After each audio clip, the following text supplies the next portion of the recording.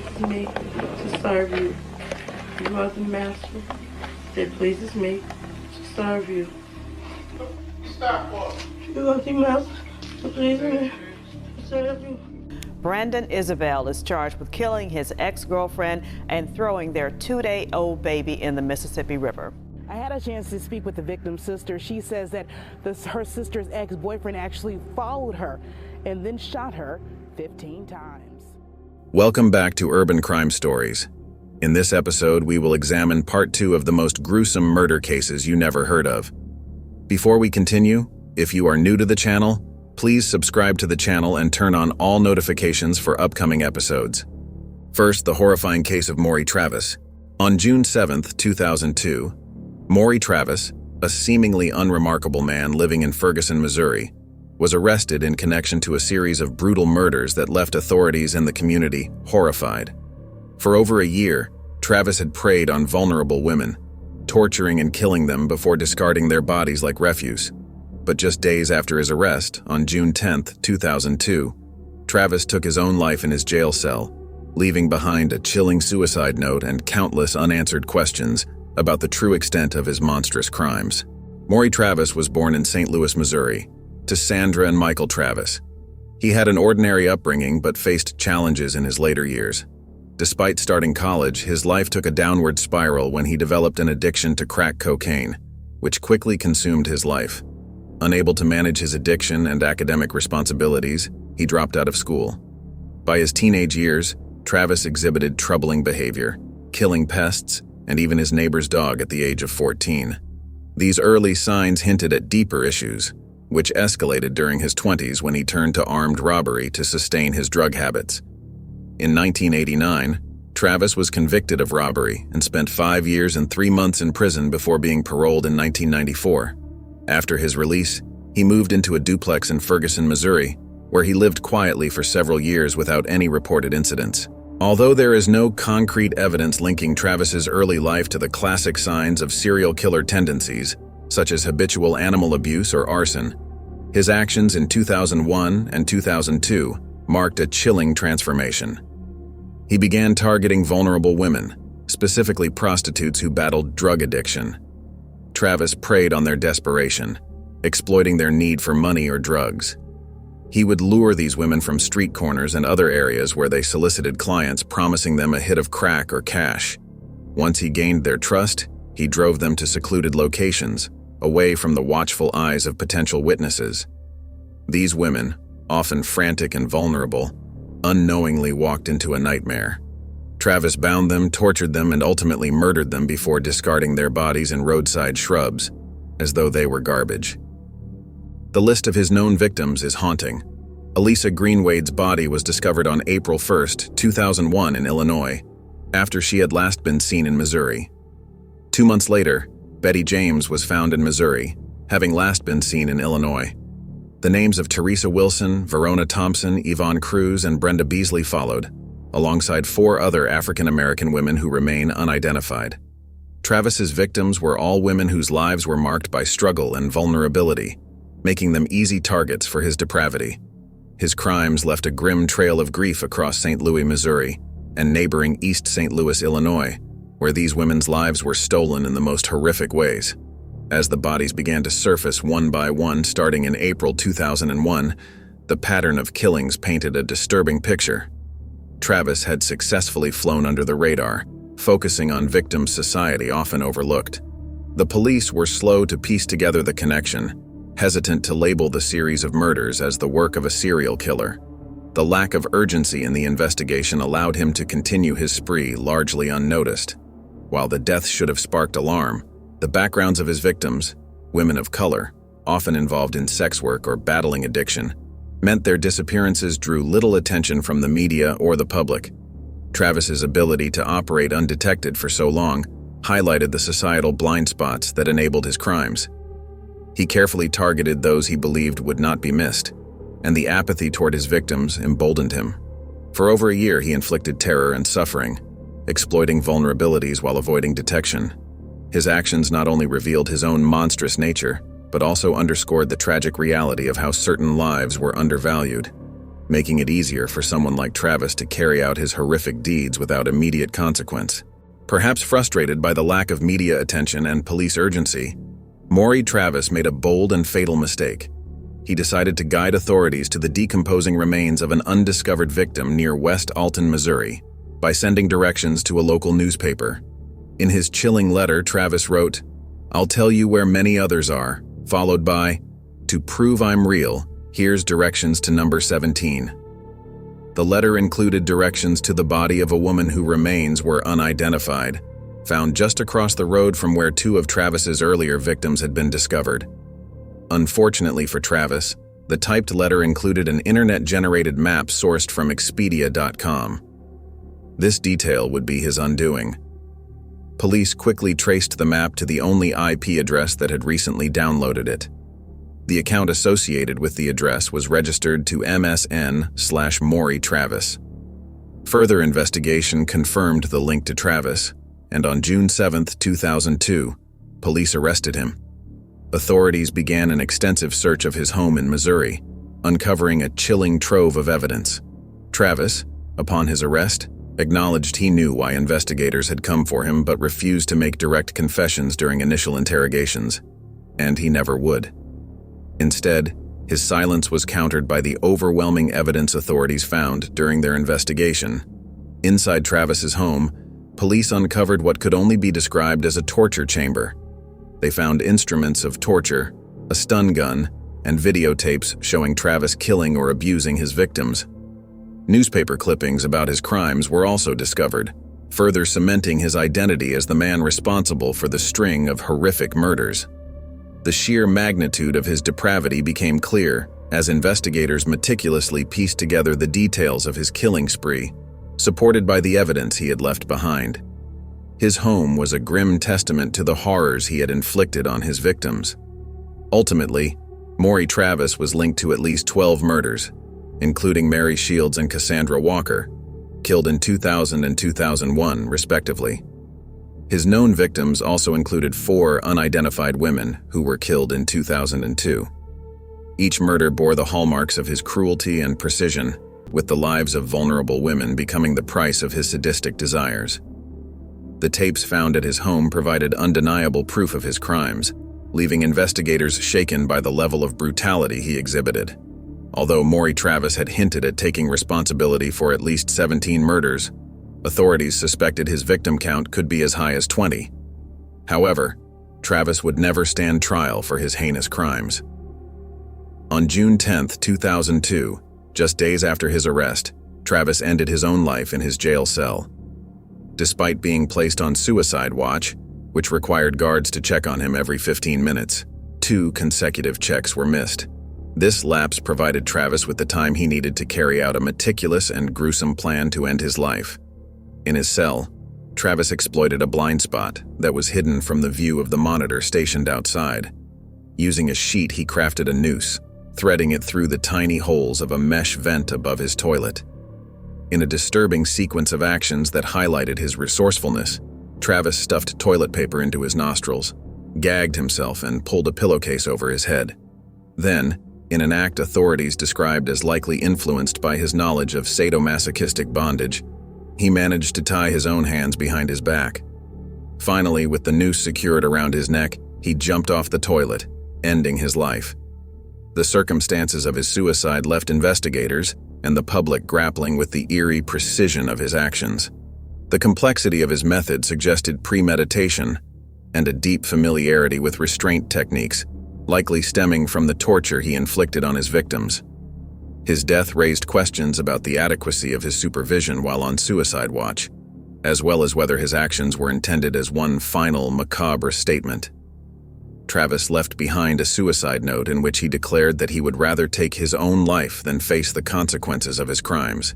His note suggested that the prospect of execution, or a life sentence, was too much for him to bear, and he chose to escape judgment on his own terms. This act of defiance denied the families of his victims the opportunity to see him held accountable in court, further compounding their grief. While his death closed the chapter on his ability to harm others, it left behind a trail of unanswered questions. The full extent of Travis's crimes remains uncertain, with several of his suspected victims still unidentified. His suicide ensured that many details about his motives and actions would go unspoken, leaving law enforcement, the families of his victims, and the broader community to wrestle with the lingering shadows of his horrific legacy. Next, the disturbing case of Latonia Ford. On July 6, 2024, what should have been a peaceful morning for 51-year-old Latonia Ford, a beloved teacher from Milwaukee, Wisconsin, turned into a nightmare. As she sat in her car, trying to move forward from a toxic relationship, her former partner appeared, shattering her newfound freedom with a hail of gunfire. What led to this devastating act, and how could such a cherished figure in her community meet such a tragic end? Latonia Ford was a 51-year-old woman who lived a life full of dedication to her family, her career, and her community. She was a mother of 2 children and a proud grandmother of 1. Latonia was a teacher at Elm Creative Arts School, part of the Milwaukee public schools system. Her passion for education was evident in how she connected with her students and inspired them to embrace their creativity. She wasn't just a teacher, she was someone who cared deeply for her students. Her love for crafts and her hands-on approach to teaching made her a beloved figure at the school. Colleagues and students alike described her as loving, warm, and committed. Whether it was making personalized t-shirts for special occasions or spending extra time with students who needed encouragement, Latonia brought her heart into everything she did. Her ability to uplift those around her was one of the reasons she had such a profound impact on her community. This impact was felt most profoundly after her tragic death. On July 7, 2024, just one day after she was shot and killed in a domestic violence incident, more than 100 people gathered for a balloon release at the very intersection where her life was taken. Friends, family, colleagues, and former students came together to honor her memory. They wore purple, which was Latonia's favorite color, as a symbol of their love for her and the void left in their lives. Those who spoke at the vigil remembered Latonia not just as a teacher, but as a friend, a mother, and a person who was always willing to give her time to others. Latonia had been in a relationship with Kenny Knight, a 52-year-old man, for about 7 or 8 years. From the outside, it might have seemed like a long-term partnership, but within, the relationship was marred by issues of domestic abuse. According to Cheryl Ford Ross, Latonia's sister, the relationship was toxic, with Kenny often engaging in verbal abuse throughout their time together. Over the years, these tensions had built up, leaving Latonia feeling trapped in an increasingly unhealthy situation. But by 2024, after enduring years of emotional and verbal mistreatment, Latonia decided it was time to leave the relationship. Her sister Cheryl confirmed that Latonia had recently made the decision to walk away, distancing herself from Kenny in an effort to find peace and safety. Little did they know that this decision would ultimately trigger the following devastating events. On the morning of July 6, 2024, at around 8:49 a.m., Latonia was on her way to pick up a friend, hoping to spend a peaceful day after having recently removed herself from a toxic relationship. However, that morning took a tragic turn when she encountered Kenny Knight, her former partner. Latonia was sitting in her car near the intersection of North 58th Street and West Hampton Avenue when Kenny approached her. When she began to drive away, he followed briefly before returning to his car and leaving the scene. Unable to accept the end of their relationship, Kenny confronted Latonia and shot her multiple times. The attack happened swiftly. Latonia was still inside her car when the bullet struck, and by the time first responders arrived, it was too late. Latonia was pronounced dead at the scene just before 9 a.m. Detectives later recovered dozens of spent shell casings and shattered glass around the crime scene.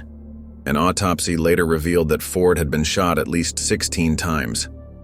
This crime left Latonia's family devastated and her community reeling, as many struggled to come to terms with the fact that someone so loved and cherished was taken in such a violent way. Not long after this discovery, around 9:24 a.m., Kenny walked into the Milwaukee police station and voluntarily turned himself in, telling officers, "Morning, boss. I am here to turn myself in. I just shot my girlfriend." Surveillance footage from the area corroborated his confession as it showed Kenny pulling up behind Latonia's vehicle. During his interview with detectives, Kenny admitted that he and Latonia had been in a relationship for about 8 years and had recently stopped living together. He provided a written statement to the police, explaining that he had been drinking before driving to Latonia's location, where he saw her talking on the phone. In his note, Kenny confessed to approaching Latonia's car, banging on the window, and then firing multiple shots until his gun was empty. Kenny had a prior conviction for assault and battery during a previous relationship in 2002. It was clear that this was a premeditated act, fueled by his inability to let go of their relationship. The police immediately took Kenny into custody, where he was charged with first-degree intentional homicide, along with possession of a firearm by a felon. His past criminal record only added to the gravity of the situation. This charge carries severe consequences under Wisconsin law, with the possibility of a life sentence without the chance of parole. First-degree intentional homicide is the most serious charge for murder in Wisconsin, and it is reserved for cases where the act is premeditated. The prosecution's case against Kenny Knight was strong, given his admission to the crime and the fact that he turned himself in soon after the shooting. As the legal process began, the possibility of a life sentence without parole looms over him. Wisconsin law does not have the death penalty, so the maximum punishment for his crime would be life imprisonment. This potential sentence would ensure that Kenny would spend the rest of his life behind bars for the senseless act of violence that claimed Latonia's life. His bond was set at $300,000, and the legal process is continuing as the case moves forward. Latonia's family, while mourning her loss, also began seeking justice in the courtroom. The charges against Kenny, combined with the outpouring of community support, created a strong push to ensure that her death would not go unanswered. The trial proceedings were closely watched by the Milwaukee community, who wanted to see justice served for the teacher who had touched so many lives. The heartbreaking case of Danielle Hoyle. On February 1st, 2022, the lives of a young mother, Danielle Hoyle, and her newborn baby Kennedy, were forever altered in a horrifying act of violence. Danielle was found murdered in a deserted area of Memphis, Tennessee, while her newborn daughter was missing. Initially, the circumstances surrounding their disappearance seemed unclear, but as investigators dug deeper, a chilling truth emerged that sent shockwaves through the community and left their loved ones devastated. The person later identified as committing this horrendous act was Brandon Isabel, Danielle's ex-boyfriend and the father of her newborn girl. Danielle Hoyle was born and raised in Memphis, Tennessee. She attended Central High School and was known for having the purest, kindest soul. People described her as someone who didn't bother anyone. While working at FedEx, Danielle met Braden Isabel. They did not date for a long time before Danielle found out she was pregnant with Kennedy. Early in her pregnancy, Danielle decided to end her relationship with Brandon. As her pregnancy progressed, she started seeing another person casually, and someone in Danielle's life thought that Brandon was very upset about it. On Tuesday, February 1st, just 2 days after giving birth to her precious daughter, Kennedy, Danielle took her back to the hospital for further testing. During this time, Danielle's mother would text her to check if everything was going okay. Everything seemed to be going well, and Danielle responded saying, "Yes, I'm here at the hospital. Everything's going well. I'm getting the baby out of the car." Her mother thought that everything was okay. However, as time passed, Danielle's mother continued to text and check on Danielle and baby Kennedy. She became increasingly worried when she didn't receive a response. Danielle was no longer responding, and her mother tried to reach out to find out what was happening. Around 11:15 p.m., a Memphis police officer was driving on Sedgwick Drive and Levi Road in Memphis. While searching for possibly stolen vehicles, the officer found a tan Chevy Cruze with a broken driver's side window. After checking the license plate, it was confirmed that the car belonged to Danielle Hoyle. The officers then contacted Danielle's family, who revealed they hadn't seen Danielle since earlier that day when she left home with her newborn daughter. While officers continued searching around the area, they found the body of a young woman in her mid-20s. She was lying on the side of the road, close to the abandoned vehicle. Sadly, she had been shot in the head and didn't survive. The investigators soon confirmed that the victim was Danielle Hoyle. Surprisingly, her newborn daughter, Kennedy, was not there, neither at the scene nor in Danielle's car.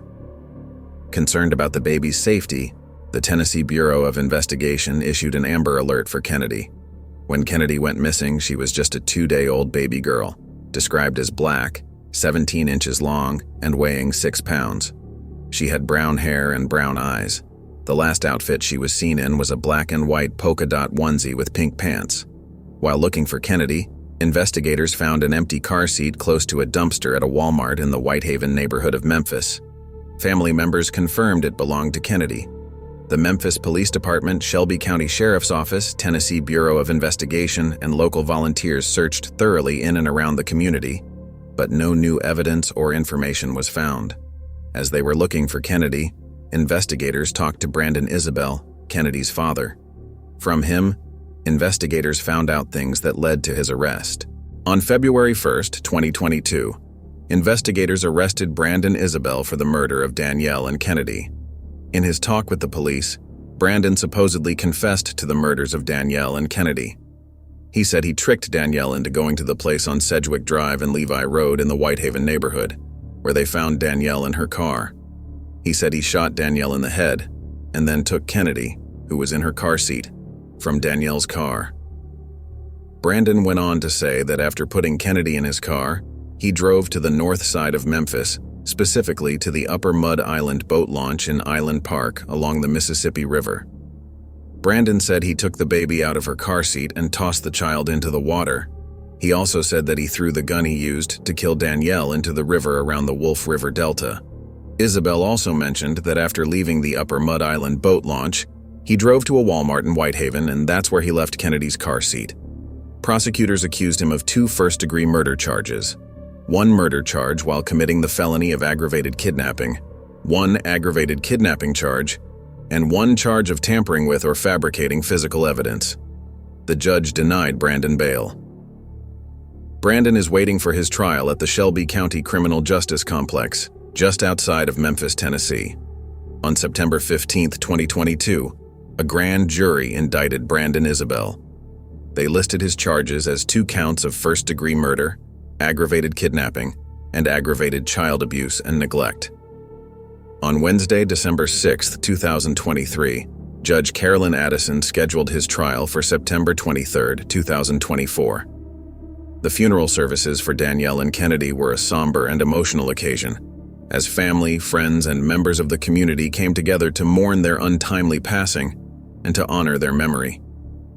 The outpouring of support and the establishment of a GoFundMe effort to help with funeral arrangements are a testament to the enduring impact of their lives and the deep sense of loss felt by those who knew them. The fundraiser was set up by Danielle's mother, who expressed her family's deep gratitude for the outpouring of support from the community. The fundraiser received a significant amount of donations, which helped to cover the costs of the funeral services for Danielle and Kennedy. Danielle was buried on February 19, 2022, at Forest Hill Cemetery in Memphis, Tennessee. The burial service was done by Brown Missionary Baptist Church in collaboration with N.J. Ford and Sons Funeral Home. Danielle's employer, FedEx, issued a public statement expressing their shock and profound sadness over the loss of their team member and her newborn baby. They extended their heartfelt thoughts to the victims and everyone impacted by these tragic and senseless events. The statement also confirmed that Brandon Isabel is no longer employed by FedEx. The brutal murder of Danielle and her newborn daughter stands as a deeply tragic and senseless event that has cast a long shadow over their family, friends, and the entire community. The intense sorrow and emotional pain felt by those close to them serve as a stark reminder of the severe repercussions resulting from acts of violence.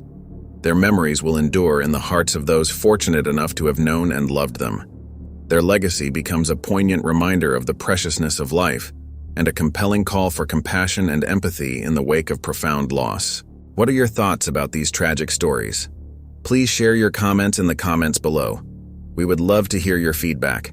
Remember, if you are new to the channel and like the content, please subscribe and turn on all notifications for upcoming crime stories. Your support is greatly appreciated. Until next time, I will see you with another episode of Urban Crime Stories.